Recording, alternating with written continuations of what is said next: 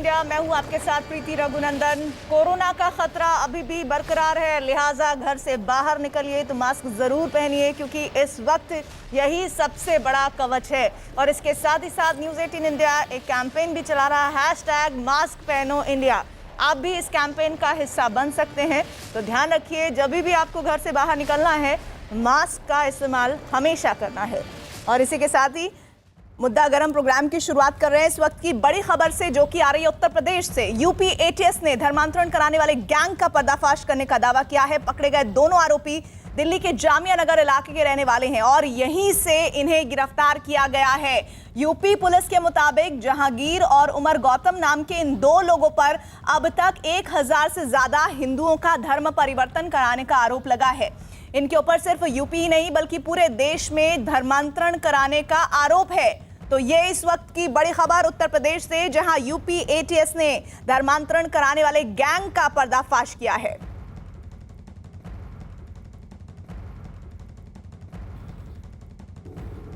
के विभिन्न गैर मुस्लिम, मूक बधिर, महिलाओं, बच्चों एवं अन्य कमजोर वर्गों के लोगों का बृहद स्तर पर सामूहिक धर्म परिवर्तन कर रहे हैं।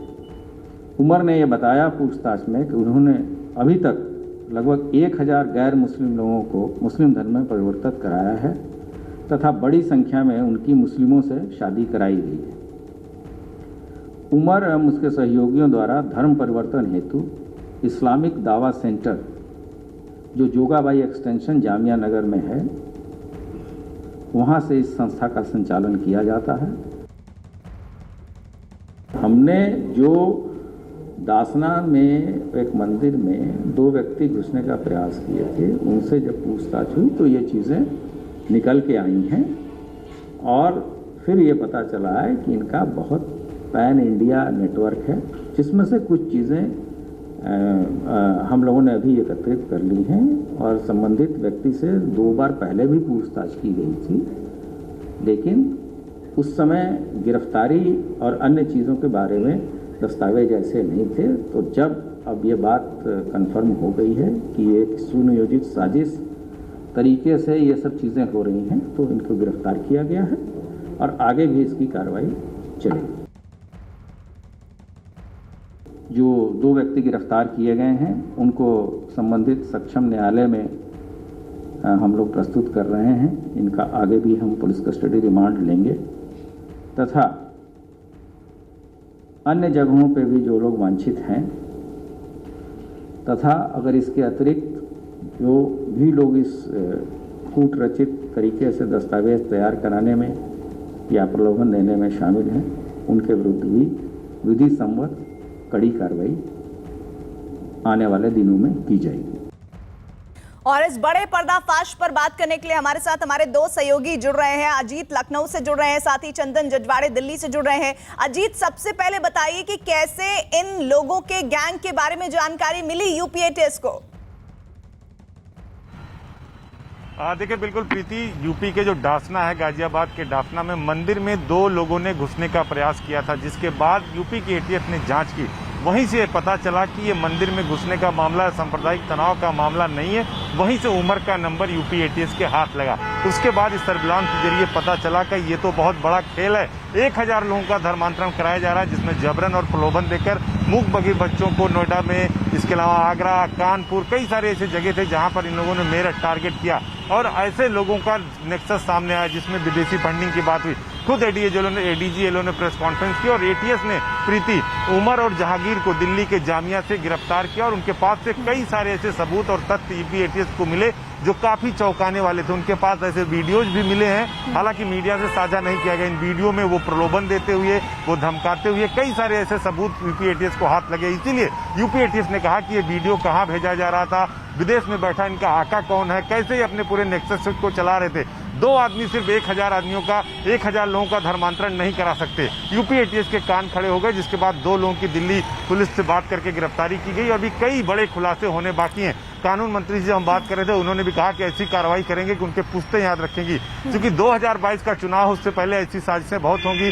धर्मांतरण के कानून पर उत्तर प्रदेश में रोक लगी है। योगी आदित्यनाथ की सरकार ने धर्मांतरण निषेध कानून ऑलरेडी लगा दिया है, लेकिन उसके बावजूद अगर आप समूह में धर्म परिवर्तन कराते हैं तो 10 साल तक की सजा का प्रावधान है। तो यूपी एटीएस के पास जो हाथ लगे हैं, जो तथ्य लगे हैं, जो सबूत लगे हाथ, उनके प्रीति चौंकाने वाले, और अभी कई बड़े खुलासे आगे समय में की जाएंगी। अभी फिलहाल उमर और जहांगीर की गिरफ्तारी से एटीएस और यूपी पुलिस को यह जरूर पता चल गया है कि विदेश में बैठे लोग विदेशी फंडिंग कर रहे हैं, यहाँ तक कि आईएसआई का नाम भी यूपी एटीएस की तरफ से लिया गया है। तो अब ये देखना होगा कि ये जांच कहाँ जाती है और कौन कौन से बड़े चेहरे, ताकतवर चेहरे इसी से जुड़ा मेरा अगला सवाल, इन गिरफ्तारियों का जो कि दिल्ली से हुई है, जामिया नगर इलाके से हुई है, मायने क्या है? क्योंकि नेक्सस कहा जा रहा है कि अंतर्राष्ट्रीय पैमाने पर जुड़ा हुआ हो सकता है।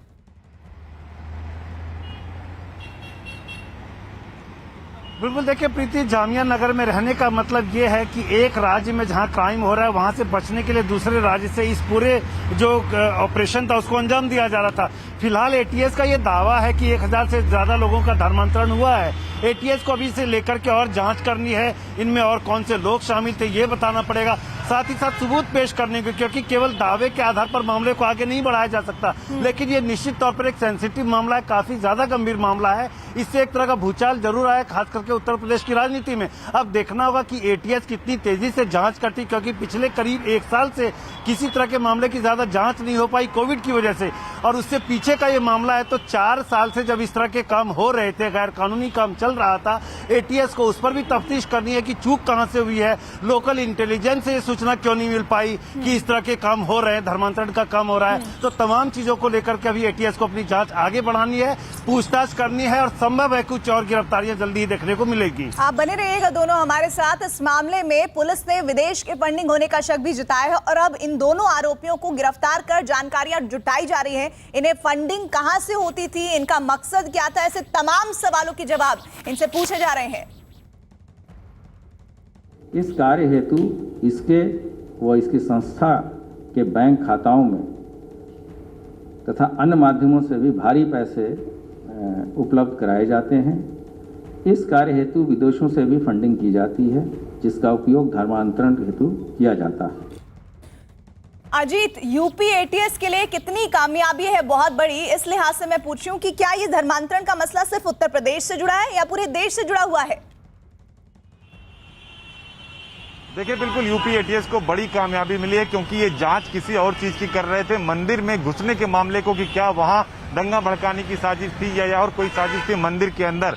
लिहाजा अब उस जांच के दौरान ये पता चल गया कि ये धर्मांतरण से भी जुड़ा मामला है, यानी बड़ा नेक्सस है, इंटरनेशनल नेक्सस है, कि आप मंदिर के अंदर भी जाते हो, सांप्रदायिक सौहार्द भी बिगाड़ने की कोशिश करते हो, और हिंदुओं को जबरन या प्रलोभन देकर धर्मांतरण भी कराते हो। तो निश्चित तौर पर एटीएस को बड़ी कामयाबी मिली है। इसीलिए उत्तर प्रदेश सरकार के मंत्री, उत्तर प्रदेश सरकार के पुलिस के बड़े अफसर एडीजी येलो प्रशांत कुमार ने कहा कि अभी हमारे पास बहुत कुछ सामने आया, और उमर के बयान के मुताबिक 1000 से अधिक लोगों को धर्म परिवर्तन कराएगा, जिसमें बच्चे भी शामिल हैं, मूक बधिर बच्चे शामिल हैं, यानी जो बोल नहीं सकते उन बच्चों का भी धर्मांतरण कराया जाता है। तो कौन से लोग, इसके आका कौन है और कहां बैठे हैं, विदेशों में बैठे हैं, तो फंडिंग कौन कर रहा है, कैसे ये जो वीडियो बनाते हैं किसको भेजते हैं, इन सब की जांच की जा रही, क्योंकि जैसे जैसे उत्तर प्रदेश चुनाव के मूड में आएगा वैसे ऐसी साजिशें कई सारी आएंगी, यूपी पुलिस का मानना है। लिहाजा वो बेहतर तरीके से अपनी पूरी एटीएस को लगा दिया है, उन्होंने एसटीएफ को लगा दिया कि इसकी पूरी जांच करेंगे, इसके तथ्य के पीछे जो भी आएगा, चाहे देश के अंदर हो या देश के बाहर, उसके खिलाफ उत्तर प्रदेश पुलिस कार्रवाई करेगी, क्योंकि एटीएस को लगाया गया, एंटी टेररिस्ट सेल को लगाया गया, इसीलिए ये बड़ा। अभी व्यूअर्स को ये बता देते हैं कि कौन कौन लोग इनके निशाने पर होते थे। यूपी एटीएस का तो ये दावा है कि ये लोग गरीब हिंदुओं को निशाना बनाते थे, और अब तक 1000 से ज्यादा हिंदुओं का धर्मांतरण कर चुके हैं। यूपी पुलिस का दावा है कि ये दोनों ज्यादा मूक बधिर और महिलाओं को पैसे, नौकरी और शादी का लालच देकर धर्म परिवर्तन करवाते थे। ये वल्नरेबल छात्रों को अवैध रूप से विभिन्न प्रकार का प्रलोभन, जैसे नौकरी, शादी आदि देकर इस्लाम धर्म में शामिल कराया जाता है। इस संबंध में जो छात्र हैं उनके परिजनों को इसकी कोई भी जानकारी नहीं होती है। ये लोग सर्वप्रथम सुलभ टारगेट जैसे गरीब परिवार, बेरोजगार लड़के लड़कियां, मूक बधिर छात्र आदि को चिन्हित कर उनके स्वयं के धर्म के प्रति विद्वेष पैदा करते हैं, तथा इस्लाम धर्म को श्रेष्ठ और अच्छा बनाकर उन्हें मूल धर्म के प्रति दुर्भावना घृणा पैदा कर एवं इस्लाम धर्म के प्रति विश्वास और पक्का कर उसके मूल धर्म से विरत करते हैं। चंदन, यूपी एटीएस का दावा है कि आर्थिक तौर पर, शारीरिक तौर पर, मानसिक तौर पर जो लोग कमजोर होते थे वो इनके निशाने पर थे, लेकिन ये लोग कितने समय से एक्टिव थे, इस बारे में क्या जानकारी है?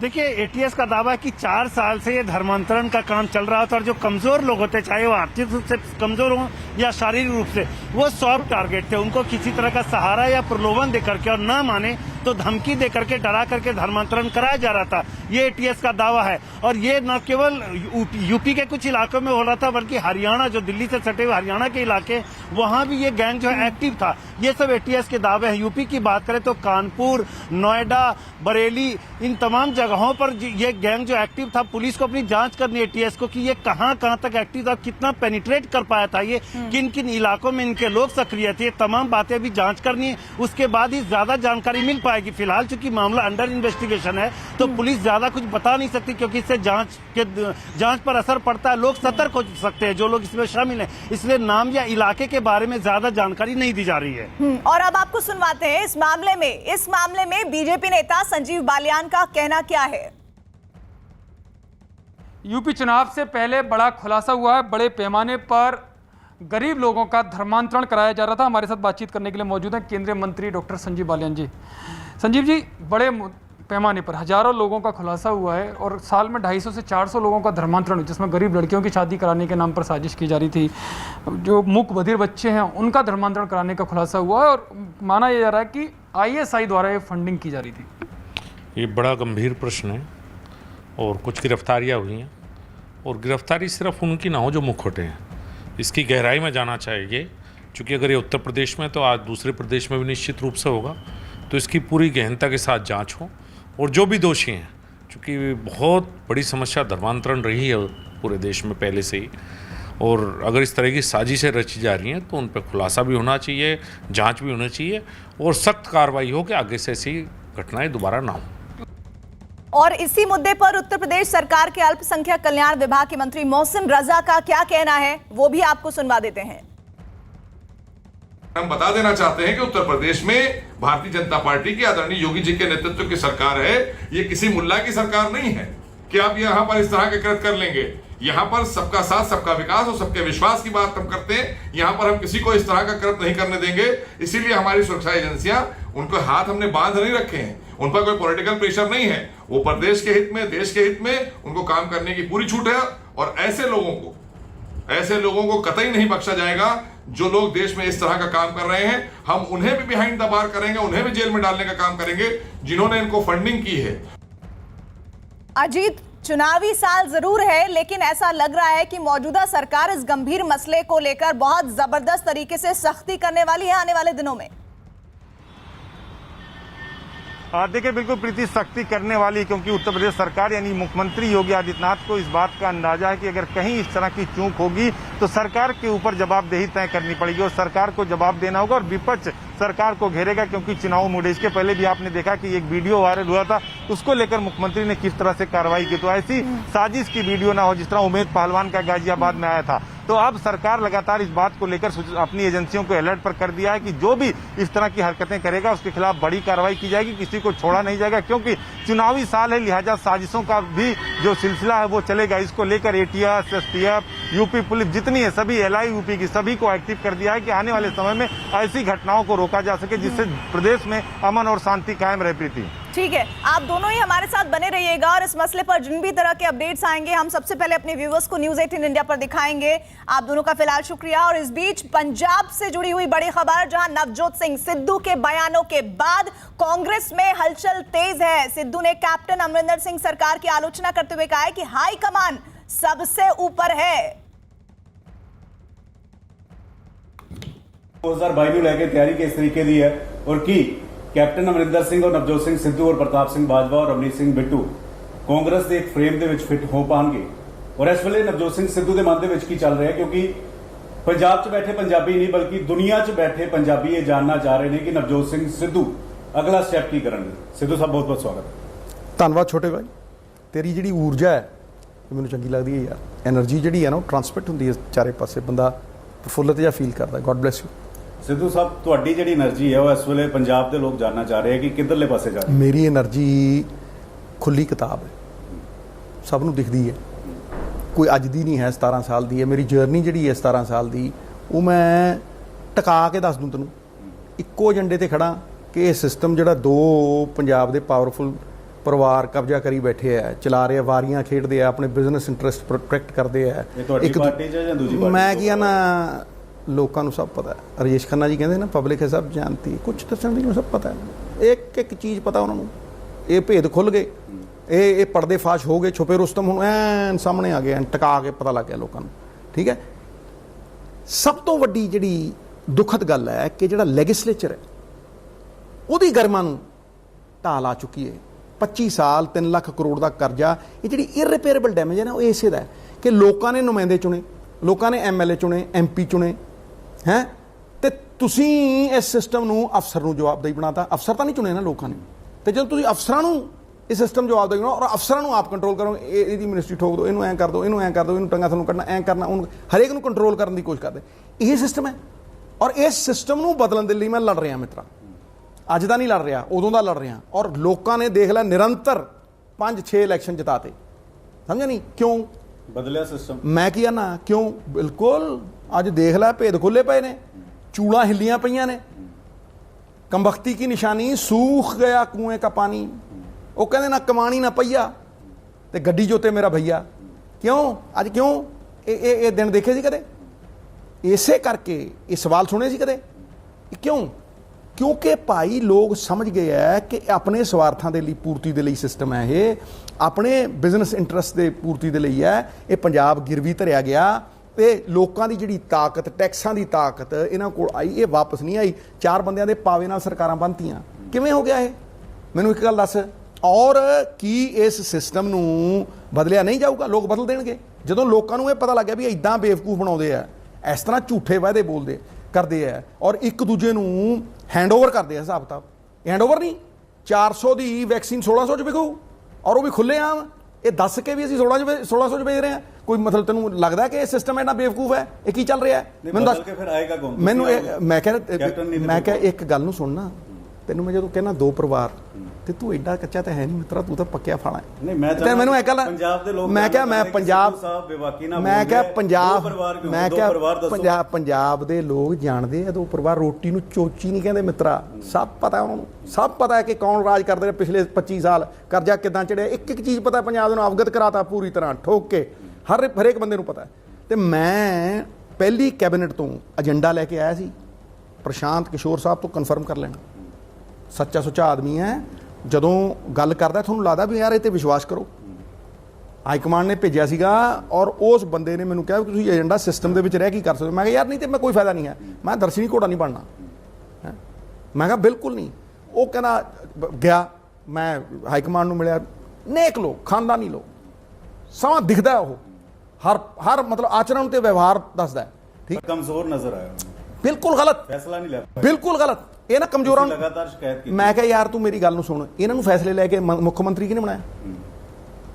786 ਵੋਟਾਂ ਪਈਆਂ ਸੀ, ਜ਼ਮਾਨਤ ਜ਼ਬਤ ਹੋ ਗਈ ਸੀ। ਕੈਪਟਨ ਅਮਰਿੰਦਰ ਹਾਂਜੀ ਜ਼ਬਤ ਹੋ ਗਈ ਸੀ ਜ਼ਮਾਨਤ। ਮੈਂ ਕਿਹਾ ਫੇਰ ਮੈਂ ਹੁਣ ਤੂੰ ਜਵਾਬ ਦੇਣ। ਮੈਂ ਤੇ ਰਾਜ ਸਭਾ ਛੱਡ ਕੇ ਆਇਆ ਸੀ। ਰਾਜ ਸਭਾ ਇੱਕ ਬੰਦੇ ਨੇ ਪੂਰੇ ਹਿੰਦੁਸਤਾਨ 'ਚ 6 ਸਾਲਾਂ ਦੀ ਛੱਡੀ ਹੋਵੇ, ਤੇ ਇਹ 786 ਵੋਟਾਂ ਜ਼ਮਾਨਤ ਜ਼ਬਤ ਕਰਾ ਕੇ ਪਾਰਟੀ ਬਣਾਈ ਸੀ ਆਪਦੀ। ਟਿਕਟ ਨਹੀਂ ਸੀ ਦਿੱਤੀ ਬਾਦਲ ਨੇ, ਤੇ ਭੱਜੇ ਗਏ ਸੀ ਕਿਹਦੇ ਕੋਲ? ਇਸੇ ਹਾਈ ਕਮਾਂਡ ਕੋਲ। ਕੀ ਇਹ ਤੈਨੂੰ ਕਮਜ਼ੋਰ ਹਾਈ ਕਮਾਂਡ ਲੱਗ? ਸੁਣਨਾ ਉਹ ਠਹਿਰ ਨਾ ਯਾਰ। ਮੈਂ ਕਿਹਾ ਤੂੰ ਮੇਰੀ ਗੱਲ ਸੁਣ। ਫਿਰ ਜਿਹੜੇ ਮੈਂ ਕਿਹਾ ਜਿਹੜੇ ਅਸਤਿਤਵ ਦੇਣ ਇੱਥੇ ਆ ਨਾ ਮੁੱਦੇ ਤੋਂ ਨਾ ਭਟਕ, ਇਹੀ ਕਰਦੇ ਆ, ਇਹ ਭਟਕਾਉਂਦੇ ਆ। ਤੇ ਉਦੋਂ ਉਹਨਾਂ ਨੂੰ 6 ਮਹੀਨਿਆਂ 'ਚ ਪ੍ਰੈਜ਼ੀਡੈਂਟ ਕਿਹਨੇ ਬਣਾਤਾ ਸੀ? ਇਹ ਟਕਸਾਲੀ ਹੈ? ਦੱਸ ਨਾ ਕੌਣ ਹੁੰਦੇ ਆ ਇਹ ਕਹਿਣ ਵਾਲੇ ਕਿ ਨਵਜੋਤ ਸਿੱਧੂ ਲਈ ਮੈਂ ਦਰਵਾਜ਼ੇ ਬੰਦ ਕਰਤੇ? ਹੂ ਇਜ਼ ਹੀ ਦ ਕਾਂਗਰਸ? ਨੋ। ਇਸ ਕਰਕੇ ਇਹ ਗੱਲਾਂ ਜਿਹੜੀਆਂ ਨੇ ਨਾ, ਇਹ ਸੁਣ ਮਿੱਤਰਾ, ਇਹ ਪਹਿਲੀ ਕੈਬਨਿਟ 'ਚ ਕਿਹਾ ਕਿ ਇਹ ਜਿਹੜੀਆਂ ਹੁਣ ਡੈਥਸ ਹੋਈਆਂ ਨੇ ਸ਼ਰਾਬ ਡਿਸਟਿਲੀਆਂ ਲਾਓ ਸਰ। ਤਾਮਿਲਨਾਡੂ ਦੇ ਉਸ ਦੇ ਉੱਤੇ ਸਰਕਾਰ ਕੋ ਪੰਜੀ ਦੀਆਂ 32,000 ਕਰੋੜ ਰੁਪਇਆ ਆਖਰੀ ਦਿਨੇ ਚੜਾ ਕੇ ਵੀ ਸਰਕਾਰ ਫੇਲ ਹੋ ਜੇ। ਦੂਜੇ ਵਾਰੀਆਂ ਖੇਡਦੇ, ਠੀਕ ਹੈ। ਇਹ ਸਰ ਤੁਸੀਂ ਕਰਜ਼ਾ ਲੈ ਕੇ ਕਰਜ਼ਾ ਮੋੜ ਰਹੇ ਹੋ, ਆਪਾਂ ਇਨਕਮ ਵਧਾਉਣੇ ਆ। ਤਾਮਿਲਨਾਡੂ ਨੇ ਤੁਹਾਡੇ ਨਾਲ ਹੀ 2002 ਦੇ ਵਿੱਚ ਸ਼ੁਰੂ ਕੀਤਾ ਸੀ। ਦਾਰੂ ਦੀ ਖਪਤ ਤੁਹਾਡੀ ਇੱਥੇ ਜ਼ਿਆਦਾ, ਮੈਂ ਦਾਰੂ ਦੇ ਹੱਕ 'ਚ ਨਹੀਂ, ਮੈਂ ਤਾਂ ਨਹੀਂ ਕਹਿੰਦਾ, ਪਰ ਜੇ ਦਾਰੂ ਵਿਕਦੀ ਹੈ ਤੇ ਸਰਕਾਰੀ ਖਜ਼ਾਨੇ 'ਚ ਕਿਉਂ ਨਹੀਂ ਆਉਂਦੀ, ਕਿਉਂ ਨਹੀਂ ਆਉਂਦੀ ਇਹ ਸਰਕਾਰੀ ਖਜ਼ਾਨੇ ਦੇ ਵਿੱਚ? ਭਾਈ ਅੱਜ ਉਹ 35,000 ਕਰੋੜ ਕਮਾਉਂਦੇ ਆ, ਸ਼ੁਰੂ ਤੁਹਾਡੇ ਨਾਲ ਕੀਤਾ, ਤੁਸੀਂ 3.5 ਤੁਸੀਂ 300 200 300 ਕਰੋੜ ਦੀ ਗੱਲ ਕਰਦੇ ਹੋ।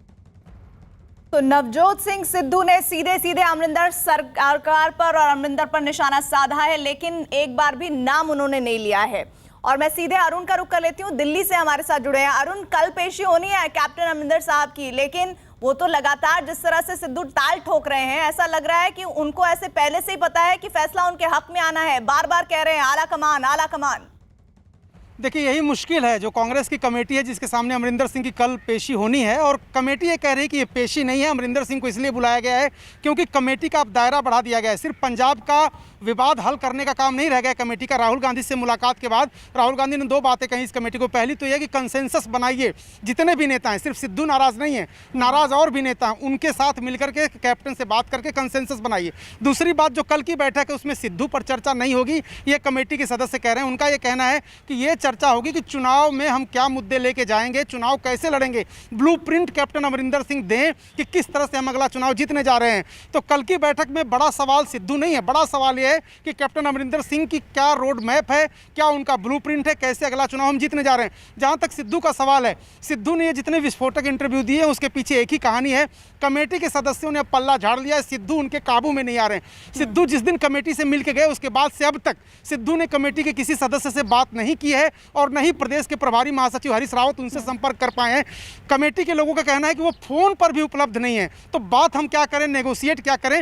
अब कमेटी ने स्पष्ट रूप से कांग्रेस आलाकमान से कह दिया है कि प्रियंका गांधी, चूंकि पार्टी में उनको लाने में उनकी बड़ी भूमिका थी, उनकी बात वो सुनते हैं, उनसे डिस्कशन करते हैं, और इसीलिए बार बार जब आलाकमान कहते हैं तो आलाकमान ही अब सीधे बात करे।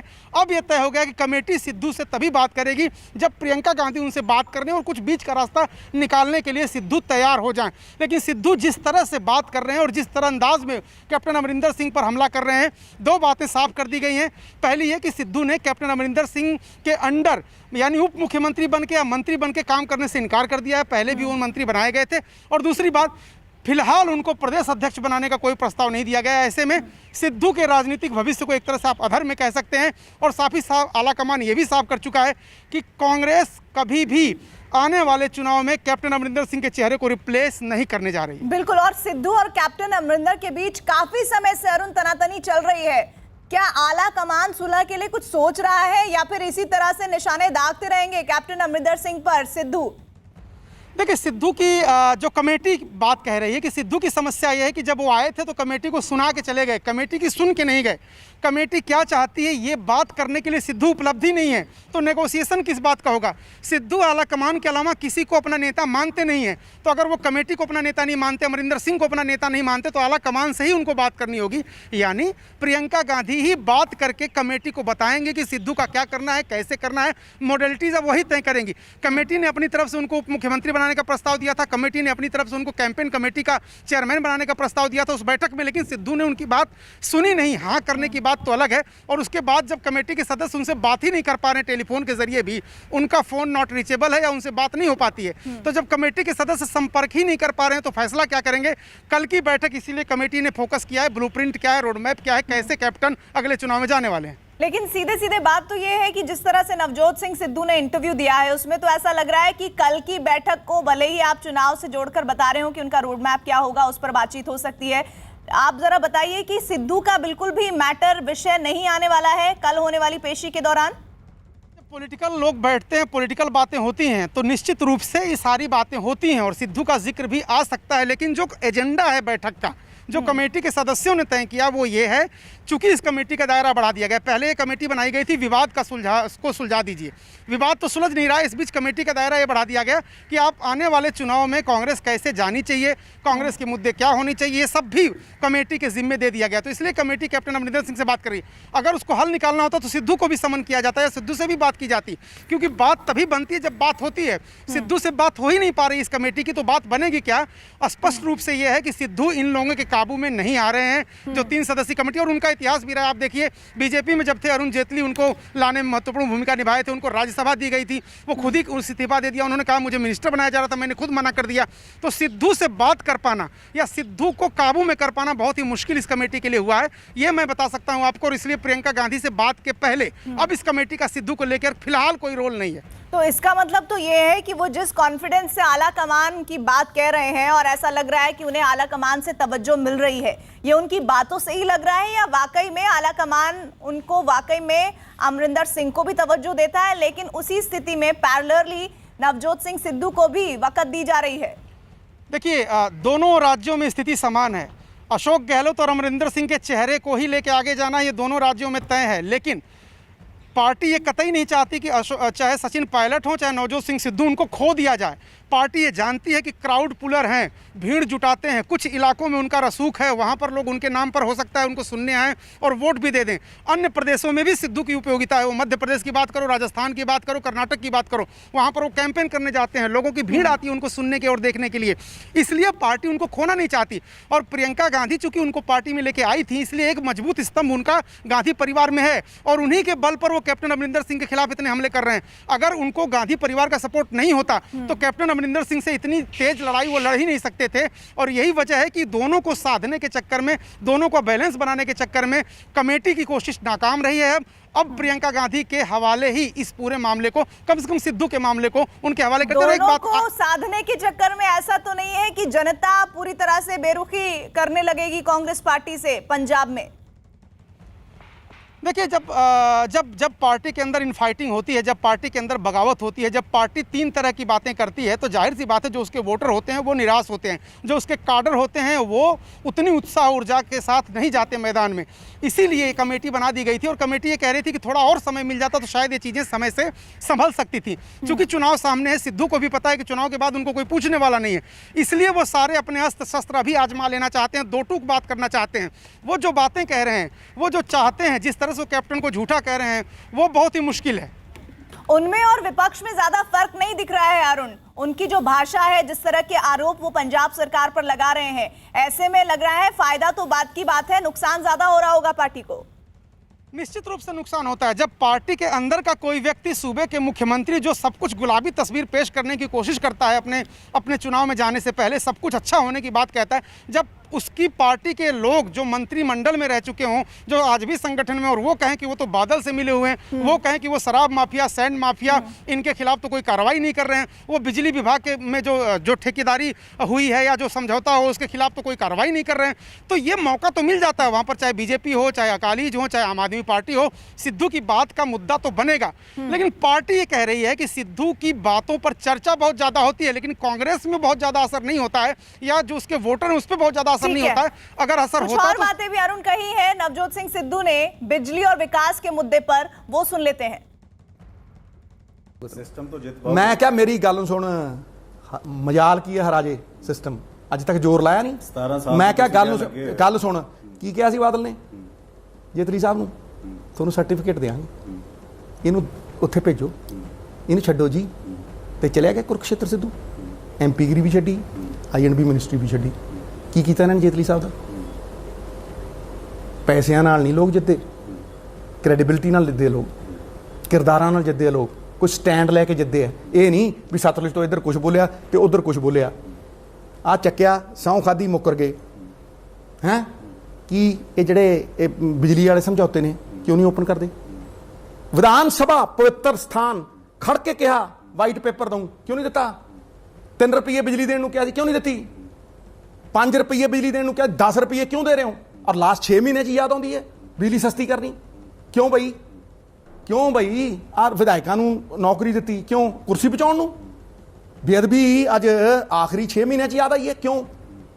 ਭਾਈ ਜਿਹੜਾ ਸਭ ਤੋਂ ਪ੍ਰਾਈਮ ਮੁੱਦਾ ਸੀ, ਜਿਹੜਾ ਸਾਡੀ ਆਤਮਾ ਦਾ ਆਘਾਤ ਸੀ, ਸਾਡੀ ਆਤਮਾ ਦੀ ਆਵਾਜ਼ ਸੀ, ਪੰਜਾਬ ਨਾ ਹਿੰਦੂ ਨਾ ਮੁਸਲਮਾਨ, ਪੰਜਾਬ ਜੀਵੇ ਗੁਰਾਂ ਦੇ ਨਾਮ, ਤੁਸੀਂ ਉਹਨਾਂ ਨੂੰ ਵੰਡ ਦਿਓਗੇ ਉਹਨਾਂ ਲੋਕਾਂ ਨੂੰ? ਜਦੋਂ ਵੀ ਕੋਈ ਵੰਡਣ ਦੀ ਗੱਲ ਕਰਦਾ ਧਰਮ ਨੂੰ, ਇੱਕ ਧਰਮ ਨੂੰ ਦੂਜੇ ਧਰਮ ਤੋਂ ਉੱਤੇ, ਕਹਿੰਦਾ ਪੰਜਾਬ ਉਲਟ ਚੱਲਦਾ ਹੈ, ਕਿਉਂਕਿ ਪੰਜਾਬ ਗੁਰੂਆਂ ਦੇ ਨਾਂ ਤੇ ਚੱਲਦਾ ਹੈ। ਉਸ ਗੁਰੂ ਦੀ ਬੇਅਦਬੀ ਤੁਹਾਨੂੰ ਅੱਜ ਯਾਦ ਆਈ ਹੈ?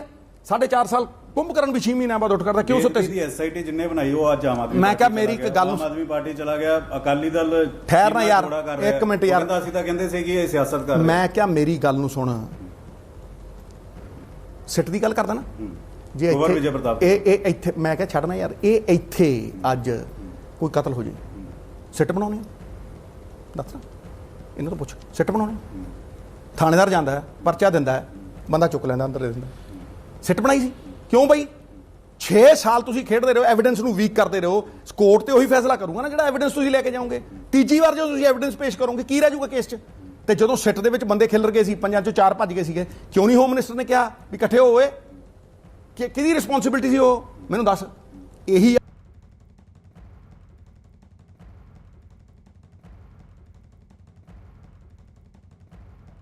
ਕਮਜ਼ੋਰ ਨਜ਼ਰ ਆਇਆ, ਬਿਲਕੁਲ ਗਲਤ ਫੈਸਲਾ ਨਹੀਂ ਲੈ ਪਾਇਆ, ਬਿਲਕੁਲ ਗਲਤ। ਇਹ ਨਾ ਕਮਜ਼ੋਰਾਂ ਨੂੰ ਲਗਾਤਾਰ ਸ਼ਿਕਾਇਤ ਕੀਤੀ। ਮੈਂ ਕਿਹਾ ਯਾਰ ਤੂੰ ਮੇਰੀ ਗੱਲ ਨੂੰ ਸੁਣ, ਇਹਨਾਂ ਨੂੰ ਫੈਸਲੇ ਲੈ ਕੇ ਮੁੱਖ ਮੰਤਰੀ ਕਿਹਨੇ ਬਣਾਇਆ? 786 ਵੋਟਾਂ ਪਈਆਂ ਸੀ, ਜ਼ਮਾਨਤ ਜ਼ਬਤ ਹੋ ਗਈ ਸੀ, ਕੈਪਟਨ ਅਮਰਿੰਦਰ ਹਾਂਜੀ ਹਾਂਜੀ ਹਾਂਜੀ ਹਾਂਜੀ ਹਾਂਜੀ ਜ਼ਬਤ ਹੋ ਗਈ ਸੀ ਜ਼ਮਾਨਤ। ਮੈਂ ਕਿਹਾ ਫਿਰ ਮੈਂ ਹੁਣ ਤੂੰ ਜਵਾਬ ਦੇਣ, ਮੈਂ ਤੇ ਰਾਜ ਸਭਾ ਛੱਡ ਕੇ ਆਇਆ ਸੀ, ਰਾਜ ਸਭਾ ਇੱਕ ਬੰਦੇ ਨੇ पूरे हिंदुस्तान 6 साल। मनजिंदर सिरसा साहब हमारे साथ इस वक्त टेलीफोन लाइन पर जुड़ रहे हैं। मनजिंदर सिरसा साहब, जरा बताइए कि आखिर इतना बेबाक होकर नवजोत सिंह सिद्धू क्यों बोल पा रहे हैं? क्योंकि कुर्सी नहीं मिली, कुर्सी के लिए बड़ा इंतजार किया, सोनिया के घर के चक्कर काटे, राहुल गांधी के घर के चक्कर काटे, किसी ने सुना नहीं, हर एक ने कहा देंगे भाई कुर्सी दिलवाएंगे, लेकिन नहीं कोई दिलवा पाया। तो इंतजार भी किया और 2 दिन पहले तक भी बस यही हो रहा था कि बस मैं इंतजार करूंगा हाईकमांड का इंतजार करूंगा। तो अगर तो कुर्सी मिल जाती, पीसीसी का प्रेसिडेंट बना देते प्रदेश कांग्रेस कमेटी का, तो फिर तो सब कुछ मुद्दे ठीक थे। और आज भी बना देंगे तो मुद्दे ठीक है, फिर तो कोई दिक्कत नहीं है। दिक्कत तो बस एक है कि मुझे बनाओ तो सब ठीक है, नहीं बनाओगे तो मैं गालियां निकालूंगा। पर लेकिन नवजोत सिंह सिद्धू तो वो काम कर रहे हैं जो आप लोगों को करना चाहिए। नहीं, हम तो कर ही रहे हैं, हम तो ये कह रहे हैं, हम तो ये सारे मुद्दों पे उठा ही रहे हैं, वैक्सीन से लेके जो आज वो बोल रहे हैं, हम तो रोज बोल रहे हैं, हम तो प्रोटेस्ट इस पे कर रहे हैं। हम तो नवजोत सिंह सिद्धू जी के कहते हैं आप चुप क्यों थे जब हम चिल्ला चिल्ला के बोल रहे थे, तो तुम चुप क्यों थे? और अगर आज बोल रहे हो, तुम्हें पता चल गया कांग्रेस करप्ट है, तुम्हें पता चल गया कैप्टन अमरिंदर सिंह करप्ट है, तो फिर छोड़ते क्यों नहीं? किस चीज का इंतजार कर रहे हो? कुर्सी का ना। वो तो सिर्फ डरा के धमका के पीसीसी की कुर्सी लेना चाहते हैं, प्रदेश कांग्रेस कमेटी का प्रधान बनना चाहते हैं, मुख्यमंत्री का सपना पूरा करना चाहते हैं। तो आपको तो लेकिन फायदा ही हो रहा होगा नवजोत सिंह सिद्धू की बातों फायदा से। नुकसान की बात नहीं होती। बात ऐसा है, राजनीति के अंदर कुछ मेयार होता है, कुछ प्रिंसिपल होते हैं, या तो कुछ भी नहीं बचा। पहले यही काम करते थे, कांग्रेस को मुन्नी कहते थे, मैं तो उनकी भाषा की बात करता हूँ, माफी चाहता हूँ, मुझे नहीं बोलना चाहिए। वो ऐसी ऐसी बातें निकालते थे, एक लेडी प्रेसिडेंट के लिए ऐसे ऐसे अल्फाज बोलते थे, फिर उसी को अच्छा बोलते थे, तब वो मोदी के गुणगान करते थे। अब मोदी को गाली निकालते हैं, अब देखना कल को अरविंद केजरीवाल के गुणगान करने लग पड़ेंगे। उसके पास तो यही है, जो पैसे देता है उसकी मुन्नी बन के नाचना शुरू कर देते हैं। वो तो उनके इससे आगे तो उनकी सोच नहीं है कोई भी। नहीं, वो अरविंद केजरीवाल की तरफ तो नहीं जाने वाले, क्योंकि उन्होंने जिस तरह से अभी तक स्टेटमेंट दिया, उन्होंने कहा है कि एक दिल्ली में भी सिस्टम चल रहा है, दुनिया देख रही है कि कैसे वो सिस्टम दिल्ली में चलाया जा रहा है। अमन सिंह चीमा जी हमारे साथ जुड़ गए हैं। अमन सिंह चीमा जी, नवजोत सिंह सिद्धू ने कहा है कि हमारी दिल्ली में भी जो सिस्टम को सुधार कर नई किस्म की राजनीति करने आए थे, वो नई किस्म की राजनीति दिल्ली वाले देख रहे हैं, आप लोगों पर निशाना साध रहे हैं। क्या कहना है आपका? ये मैडम किसने कहा जी? एक सेकंड, आपकी बात क्लियर। नवजोत सिंह सिद्धू ने कहा है। नवजोत सिंह सिद्धू ने कहा है। किसने कहा है जी? नवजोत सिंह सिद्धू कांग्रेस पार्टी के इस वक्त सबसे ज्यादा सुर्खियों में है, चर्चाओं में है जी। क्या कहा है उन्होंने? उन्होंने कहा है, तंज किया है आप लोगों पर कि हमारी दिल्ली में भी है जो सिस्टम को सुधार कर नई किस्म की राजनीति करने आए थे, नए किस्म की राजनीति दिल्ली वाले देख रहे हैं। मैडम बिल्कुल मैं उनकी बात से सहमत हूँ जी। दिल्ली वाले नई किस्म की राजनीति देख रहे हैं, तभी इसीलिए दिल्ली की जनता ने, जो कि मैं समझता हूँ कि सबसे वेल एजुकेटेड लिटरेसी रेट जहाँ पे सबसे ज्यादा है, वहाँ की जनता ने तभी 3 बार अरविंद केजरीवाल जी को हर बार मेजॉरिटी बढ़ा के मुख्यमंत्री बनाया। बिल्कुल दिल्ली के लोग सियाने हैं। अगर कोई इस तरीके की बात करता है तो मैं समझता हूँ कि वो तंज जो है वो हमारे ऊपर, आम आदमी पार्टी के ऊपर या अरविंद केजरीवाल जी के ऊपर नहीं है, वो दिल्ली की 2.25 करोड़ जनता के ऊपर, वोटर्स के ऊपर है कि जिनके IQ लेवल को, जिनके इंटेलिजेंस लेवल को आप अगर क्वेश्चन कर रहे हैं तो मैं समझता हूँ कि वहां की जनता को ये तंज कसा जा रहा है। हमारी जो राजनीति है वो दिल्ली के लोग बड़ी भली भांति समझ चुके हैं, देख चुके हैं। इसी करके तीसरी बार अरविंद केजरीवाल जी 7 साल के छोटे से स्पैन में 3 बार वहां मुख्यमंत्री बन चुके हैं। अच्छा, मंजिंदर सिंह सिरसा साहब कह रहे हैं कि हो सकता है कि कल को आप आम आदमी पार्टी में भी देख लें नवजोत सिंह सिद्धू को, क्योंकि वो तो जहां उनको लाभ दिखता है वहां पहुंच जाते हैं। नहीं, चलो ये तो मंजिंदर सिंह सिरसा ने एक अकाली दल के लीडर ने कांग्रेस के लीडर के बारे में कहा है। ये तो वो दोनों आपस में डिसाइड करें कि किसने क्या कहना है और क्या करना है, ये तो वो डिसाइड करें। जी अमन जी, शुक्रिया हमारे साथ जुड़ने के लिए। मंजिंदर सिंह सिरसा साहब, आपका भी शुक्रिया जुड़ने के लिए। लेकिन कांग्रेस पार्टी में इस वक्त पंजाब से लेकर राजस्थान से लेकर हर तरफ उत्तर प्रदेश तक में घमासान मचा हुआ है। और सबसे बड़ी बात यह कि जो शीर्ष नेता है वो इस तरह की भाषा अपने अपने राज्य में इस्तेमाल कर रहे हैं जो शोभा नहीं देती है। नवजोत सिंह सिद्धू ने क्या कहा है, एक बार फिर से आप वो पूरी बात उनकी सुनिए। 2022 ਨੂੰ ਲੈ ਕੇ ਤਿਆਰੀ ਕਿਸ ਤਰੀਕੇ ਦੀ ਹੈ और ਕੀ ਕੈਪਟਨ ਅਮਰਿੰਦਰ ਸਿੰਘ और ਨਵਜੋਤ ਸਿੰਘ ਸਿੱਧੂ और ਪ੍ਰਤਾਪ ਸਿੰਘ ਬਾਜਵਾ और ਰਵਨੀਤ ਸਿੰਘ ਬਿੱਟੂ ਕਾਂਗਰਸ ਦੇ ਇੱਕ ਫਰੇਮ ਦੇ ਵਿੱਚ ਫਿੱਟ ਹੋ ਪਾਣਗੇ। और ਇਸ ਵੇਲੇ ਨਵਜੋਤ ਸਿੰਘ ਸਿੱਧੂ ਦੇ ਮਨ ਦੇ ਵਿੱਚ ਕੀ ਚੱਲ ਰਿਹਾ, ਕਿਉਂਕਿ ਪੰਜਾਬ 'ਚ ਬੈਠੇ ਪੰਜਾਬੀ ਨਹੀਂ ਬਲਕਿ ਦੁਨੀਆ 'ਚ ਬੈਠੇ ਪੰਜਾਬੀ ਇਹ ਜਾਣਨਾ ਚਾਹ ਰਹੇ ਨੇ ਕਿ ਨਵਜੋਤ ਸਿੰਘ ਸਿੱਧੂ ਅਗਲਾ ਸਟੈਪ ਕੀ ਕਰਨਗੇ। ਸਿੱਧੂ ਸਾਹਿਬ ਬਹੁਤ ਬਹੁਤ ਸਵਾਗਤ ਹੈ। ਧੰਨਵਾਦ ਛੋਟੇ ਭਾਈ, ਤੇਰੀ ਜਿਹੜੀ ਊਰਜਾ ਹੈ ਇਹ ਮੈਨੂੰ ਚੰਗੀ ਲੱਗਦੀ ਹੈ ਯਾਰ। એનર્ਜੀ ਜਿਹੜੀ ਹੈ ਨਾ ਉਹ ਟ੍ਰਾਂਸਮਿਟ ਹੁੰਦੀ ਹੈ ਚਾਰੇ ਪਾਸੇ, ਬੰਦਾ ਪ੍ਰਫੁੱਲਤ ਜਿਹਾ ਫੀਲ ਕਰਦਾ। God bless you. Sidhu Sahib, ਤੁਹਾਡੀ ਜਿਹੜੀ એનર્ਜੀ ਹੈ ਉਹ ਇਸ ਵੇਲੇ ਪੰਜਾਬ ਦੇ ਲੋਕ ਜਾਣਨਾ ਚਾਹ ਰਹੇ ਕਿ ਕਿੱਧਰਲੇ ਪਾਸੇ ਜਾ ਰਹੀ ਹੈ। ਮੇਰੀ એનર્ਜੀ ਖੁੱਲੀ ਕਿਤਾਬ ਹੈ, ਸਭ ਨੂੰ ਦਿਖਦੀ ਹੈ, ਕੋਈ ਅੱਜ ਦੀ ਨਹੀਂ ਹੈ, 17 ਸਾਲ ਦੀ ਹੈ। ਮੇਰੀ ਜਰਨੀ ਜਿਹੜੀ ਹੈ 17 ਸਾਲ ਦੀ, ਉਹ ਮੈਂ ਟਿਕਾ ਕੇ ਦੱਸ ਦੂੰ ਤੈਨੂੰ। ਇੱਕੋ ਏਜੰਡੇ ਤੇ ਖੜਾ ਕਿ ਇਹ ਸਿਸਟਮ ਜਿਹੜਾ 2 ਪੰਜਾਬ ਦੇ ਪਾਵਰਫੁਲ ਪਰਿਵਾਰ ਕਬਜ਼ਾ ਕਰੀ ਬੈਠੇ ਆ, ਚਲਾ ਰਹੇ ਆ, ਵਾਰੀਆਂ ਖੇਡਦੇ ਆ, ਆਪਣੇ ਬਿਜ਼ਨਸ ਇੰਟਰਸਟ ਪ੍ਰੋਟੈਕਟ ਕਰਦੇ ਆ। ਤੁਹਾਡੀ ਪਾਰਟੀ 'ਚ ਜਾਂ ਦੂਜੀ ਪਾਰਟੀ? ਮੈਂ ਕੀ ਆ ਨਾ, ਲੋਕਾਂ ਨੂੰ ਸਭ ਪਤਾ ਹੈ। ਰਾਜੇਸ਼ ਖੰਨਾ ਜੀ ਕਹਿੰਦੇ ਨਾ ਪਬਲਿਕ ਹੈ ਸਭ ਜਾਣਤੀ, ਕੁਛ ਦੱਸਣ ਦੀ ਨੂੰ ਸਭ ਪਤਾ ਹੈ। ਇੱਕ ਇੱਕ ਚੀਜ਼ ਪਤਾ ਉਹਨਾਂ ਨੂੰ। ਇਹ ਭੇਦ ਖੁੱਲ ਗਏ, ਇਹ ਪਰਦੇ ਫਾਸ਼ ਹੋ ਗਏ, ਛੁਪੇ ਰੁਸਤਮ ਹੁਣ ਐਨ ਸਾਹਮਣੇ ਆ ਗਏ, ਐਨ ਟਿਕਾ ਕੇ ਪਤਾ ਲੱਗ ਗਿਆ ਲੋਕਾਂ ਨੂੰ। ਠੀਕ ਹੈ, ਸਭ ਤੋਂ ਵੱਡੀ ਜਿਹੜੀ ਦੁਖਦ ਗੱਲ ਹੈ ਕਿ ਜਿਹੜਾ ਲੈਜਿਸਲੇਚਰ ਹੈ ਉਹਦੀ ਗਰਮਾਂ ਨੂੰ ਢਾਲ ਆ ਚੁੱਕੀ ਹੈ। 25 ਸਾਲ 3 ਲੱਖ ਕਰੋੜ ਦਾ ਕਰਜ਼ਾ, ਇਹ ਜਿਹੜੀ ਇਰਰਿਪੇਅਰੇਬਲ ਡੈਮੇਜ ਹੈ ਨਾ, ਉਹ ਇਸੇ ਦਾ ਹੈ ਕਿ ਲੋਕਾਂ ਨੇ ਨੁਮਾਇੰਦੇ ਚੁਣੇ, ਲੋਕਾਂ ਨੇ MLA ਚੁਣੇ, MP ਚੁਣੇ ਹੈ, ਤੇ ਤੁਸੀਂ ਇਸ ਸਿਸਟਮ ਨੂੰ ਅਫਸਰ ਨੂੰ ਜਵਾਬਦੇਹੀ ਬਣਾਤਾ। ਅਫਸਰ ਤਾਂ ਨਹੀਂ ਚੁਣੇ ਨਾ ਲੋਕਾਂ ਨੇ, ਤੇ ਜਦੋਂ ਤੁਸੀਂ ਅਫਸਰਾਂ ਨੂੰ ਇਹ ਸਿਸਟਮ ਜਵਾਬਦੇਹੀ ਬਣਾਓ ਔਰ ਅਫਸਰਾਂ ਨੂੰ ਆਪ ਕੰਟਰੋਲ ਕਰੋ, ਇਹਦੀ ਮਿਨਿਸਟਰੀ ਠੋਕ ਦਿਓ, ਇਹਨੂੰ ਐਂ ਕਰ ਦਿਓ, ਇਹਨੂੰ ਐਂ ਕਰ ਦਿਓ, ਇਹਨੂੰ ਟੰਗਾ ਤੁਹਾਨੂੰ ਕੱਢਣਾ, ਐਂ ਕਰਨਾ, ਉਹਨੂੰ ਹਰੇਕ ਨੂੰ ਕੰਟਰੋਲ ਕਰਨ ਦੀ ਕੋਸ਼ਿਸ਼ ਕਰਦੇ। ਇਹ ਸਿਸਟਮ ਹੈ ਔਰ ਇਸ ਸਿਸਟਮ ਨੂੰ ਬਦਲਣ ਦੇ ਲਈ ਮੈਂ ਲੜ ਰਿਹਾ ਮਿੱਤਰਾ।